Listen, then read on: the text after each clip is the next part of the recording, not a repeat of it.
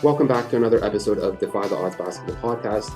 I'm your host, Wyatt Guerin, and in today's episode, we are going to be talking about what makes a team's offense so great. And we're going to be specifically talking about the San Antonio Spurs offense back when they had Tim Duncan, Tony Parker, Ginobili, Kawhi. As this team is often looked at when people think of a good ball movement or a good team basketball, they often think about this San Antonio Spurs era. And so we're going to be specifically looking at them and breaking down what they do so well and giving athletes ideas and tools, things to work on, things to think about that they can start adding to their game that will help make their team's offense just that much better. And for a coach, there's also ideas and tools here to apply to your team's offense to make it even better. So before we do get into the episode, if you do enjoy the podcast, make sure to like, follow, subscribe, share, do whatever you can, as it does greatly help out. And if you have any topics that you want me to cover moving forward, please just drop a comment, let me know, and I will for sure make sure to cover it. So with that being said, let's get straight into today's episode. So there's two things I kind of want to talk about before we get into more of like the basketball sense of it. And the first is being culture. So culture is a huge part, not just in basketball, just like even in the workplace, in the classroom. Culture, having a good culture can bring the best out of anybody on the team. And the San Antonio Spurs, they had the talent, but what they also had was the culture. And when you see those clips of them making all these passes and they just look like they're just one person, right? They just all on the same page. It comes from this culture. And we always see some like super team get made, right? Like a big three put together and it just never works out, right? I'm not saying it's the culture's fault. There could be other reasons, but sometimes it is, right? Because these elite teams like the San Antonio Spurs, even the Golden State Warriors during their era, they always had other guys stepping up, right? And that comes from like the culture. They get everyone involved, right? Everyone's bought in. And it's just, you can really see it. So with the San Antonio Spurs, like Greg Popovich, who was the coach at the time, did a great job of this, right? I read in a book like how he would talk to his players. He would have like go out of his way to like talk about their lives, like beyond basketball, take them out to dinner, physical interaction. So he would like greet them every time, like shake their hand every time, go up and like every time he enters the room, and much more obviously. But it's these little things that just build this culture, right? And I see it too here at my school, right? Like our women's volleyball team is like 6th in the nation, and after every point, like sometimes I go and watch, and after every point they score or or the other team scores on them, they're huddling, talking, high fiving, like the the physical contact, right? It's powerful, right? And that's just one thing, like one little thing about it, right? The bench, like they're always standing, which I think is a volleyball thing, but they're always celebrating, they're cheering, they're loud, right? The coach is he has all those qualities too, right? Like after the game, you can they do like a handshake line, and he runs through there like smiling, laughing, right? And all these little things, you can just tell that their culture is strong, and you can tell that off the court, there's obviously that strong culture, and this can make or break a team. And more on the make side, it can really like bring a mediocre team to a great team just because of how everything, it just like clicks. And as a player, you can do this. You can benefit your culture, like your team's culture, by coming into practice with your hustle, positive attitude, good body language, effort, good mentality, hustle, competitiveness, right? All of this breeds that culture that you want as your team, and it will transfer to the game, and it will help bring other players into that culture, right? So this is a big thing when it comes to being like having a good, just overall basketball team, right? And the second one here I want to go over, it's kind of building on this, is being selfless, right? So putting the benefit of the team before yourself. And if that's not who you are as a player, and you want to be the number one guy, and you want to be top dog and like the 30-point per game score, okay, then you can probably turn the video off and go play for maybe a worse team, and so you can get the ball every possession. But if you want to play winning basketball, you have to know it's not about like just not taking your own shots or just only passing, right? There's a fine line, right? You need to be able to go get a bucket. You need to be able to like maybe ISO every now and then, but you also need to be able to make reads, right? Who's open, right? Make those extra passes. Sometimes these things won't show up on the stat sheet, but the win will. Like you will win more, right? So that's a huge one. Okay, so with those two being kind of out of the way, those are like almost the easier things to control, I would say, right? You can always have a control over those, and those are maybe easier to build. Now the other ideas here are now actually like basketball ideas to apply. So let's kind of break it down. We're going to go from like almost like broad to like more specific here. So one of the things, any good basketball offense always seeks scoring opportunities in transition first, right? So they're always looking to advance the ball, get down the court fast, and get a high quality shot, right? So this is like the first look. And I mean, again, any good basketball team, again, we'll look at the Spurs here. They do a great job of playing with advantages. And there's a couple of different types of advantages. So a size advantage, so like a mismatch, like a big being guarded by a guard in the paint, a guard being guarded by the big on the perimeter, right? Size mismatch. Speed advantage, maybe somebody's coming from like half court at full speed and the defense is at the 3-point line, right? You have the speed advantage. You might have a numbers advantage, so a 2-on-1, right? So this could be transition, or maybe you run a pick and roll and you get a 2-on-1 from the pick and roll, right? And the last one I would say is like momentum advantage. So maybe like a closeout. So if you caught the ball in the corner, defense is closing out fast, right? Well, their momentum is going to continue kind of coming at you. So if you make that quick read to drive by them, that it's a lot harder for them to recover, right? So these are kind of our main advantages, I would say. And in a team offense, it's super important to hunt these advantages, right? So our goal is to get the advantage, right? Maintain the advantage, capitalize the advantage, right? So to get the advantage, it could be as simple as transition, right? Numbers advantage or a speed advantage. If we don't have anything in transition, how do we get an advantage, right? Well, this could come from, again, if there's a mismatch, maybe. If there's no mismatch, then we're maybe looking to get into an action. So it could be a pick and roll, a handoff, a get, a down screen, right? Like a 3-man action. So maybe a zoom action, horns action, pistol action, something to get an advantage over the defense, right? So we get our advantage, right? How do we keep our advantage? Okay, there's a couple of things here. Quick decisions, right? We don't want to hold the ball. So say we get a numbers advantage from a pick and roll, okay? We'll keep it simple. We don't want to say the ball handler used the screen. He's driving downhill and the tag defender from the corner maybe helped a bit too hard. And the ball handler made the pass to the corner. Great, we have a super good advantage right now, right?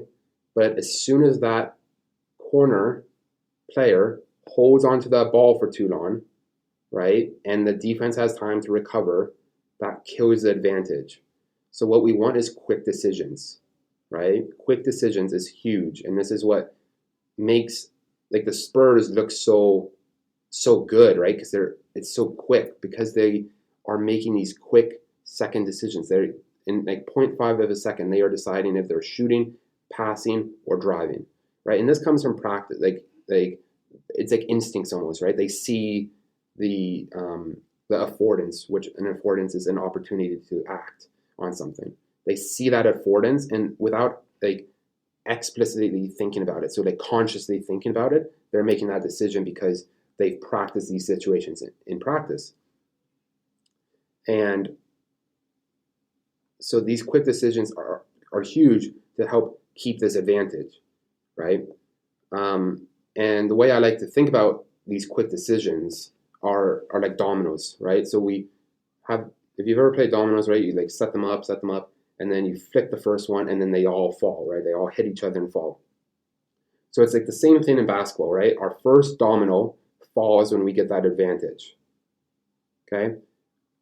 What we want is for them to keep falling, right? We want those dominoes to keep falling one by one, right? If we lose the advantage, it's like somehow the dominoes just stop, falling, right? And then when that last domino falls, that's when we capitalize on our advantage. So we're getting a high quality shot, and a high quality shot is a finish at the rim or a catch and shoot three. Now there's obviously, the mid range, maybe contested layup, off the dribble three, but those aren't like the shots that we want early in the shot clock, right? And you see the Spurs, the Warriors, they're high quality shots, high quality buckets, unless maybe it's later in the shot clock. Maybe somebody has a green light because they're on, they're on fire that game, right? But this is those are early in the shot clock. We want those high quality shots. So a couple other things that make it so the dominoes keep falling, right? Maintaining the advantage. In and out of the paint. Right? So we talked about our quick decisions, which is a huge one. Another one is in and out of the paint. So say we went back to that example of the guy driving to the paint, the ball handler off the pick and roll. After he makes that pass out, is he going to just stay in the paint, or is he going to get out to space, right? If he stays in the paint, what's going to happen? Well, if the guy in the corner decides to drive, well, now there's extra people in the paint, right? Now he doesn't have room to do anything. So that guy, as soon as he makes that pass, has to get out of the paint, right? He has to clear the space, okay? And the other huge one here for maintaining advantages is not letting one defender guard two people, right? This is where you see like the triangle offense that the Bulls ran so much. This is where that comes in, right? It's not letting one defender guard two of you so easily, right? They shouldn't be able to get back and forth. Like if I pass it to my teammate on the wing, and the defender can get there, and if you pass it back and the defender can get there first, before I can actually do something, then you need to focus on your spacing, right? Another key here for maintaining your advantages is the flow of your offense. So we talked about how, creating an advantage with an action. So let's go back to the pick and roll. Let's say that pick and roll maybe didn't work, right? So let's say, again, use the pick and roll, pass it to the corner. Maybe he doesn't have anything. Maybe he passes it up to the wing, and the wing gets into a handoff with a teammate. That teammate then gets into a pick and roll with a big. That teammate then passes it to the corner. They run a get, right?